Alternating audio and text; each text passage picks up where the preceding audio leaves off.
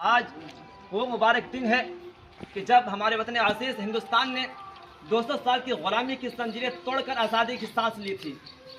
15 اگست 1947 کا سورج ہمارے لیے ایک نیا دن نہیں تھا، بلکہ کروڑوں لوگوں کی امیدوں اور قربانیوں کا نتیجہ تھا۔ میرے دوستو، یہ آزادی جو ہم آج آزاد ہیں، یہ آزادی ہمیں تحفے میں نہیں ملی ہے۔ اس کے پیچھے لاکھوں ماؤں کی دعائیں، بہنوں کی قربانیاں، اور اس آزادی میں ہمارے نوجوانوں کا خون شامل ہے۔ جب ہمارے بزرگ جب جیلوں میں تھے، جب ان کا نعرہ تھا کہ اے انگریزوں ہندوستان چھوڑو، مہاتما گاندھی نے ہمیں اتنا سکھایا ہے کہ ہمیں سچ اور عدم تشدد کا راستہ دکھایا ہے۔ شہید بھگت سنگھ نے ہمیں کہا، شہید بھگت سنگھ نے 23 سال کی عمر میں ہنستے ہوئے پھانسی کا پھندا چوما ہے۔ نیتا جی سبھاش چندر بوس نے کہا تھا کہ ہندوستانیوں، اگر تم آزادی چاہتے ہو تو تم مجھے خون دو، میں تمہیں آزادی دوں گا۔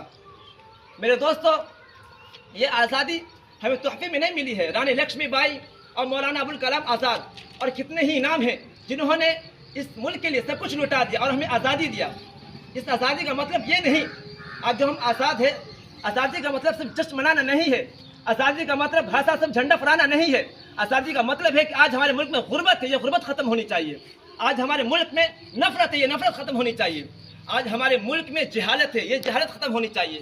اگر ہم اور آپ مل کر اگر واقعی اپنے شہیدوں کا قرض اتارنا چاہتے ہیں تو ہمیں تعلیم حاصل کرنی ہوگی، ہمیں ایماندار بننا ہوگا، اور ہمیں اس ملک کو ترقی کی راہ پر لے جانا ہوگا۔ اور اتنا یاد رکھیے گا، اس ملک کی سب سے بڑی طاقت کا نام اتحاد ہے، اور ہماری تہذیب گنگا جمنی تہذیب ہے۔ اس ہندوستان میں ہندو، مسلم، سکھ، عیسائی ہم سب کو ایک ساتھ مل جل کے رہنے کا حق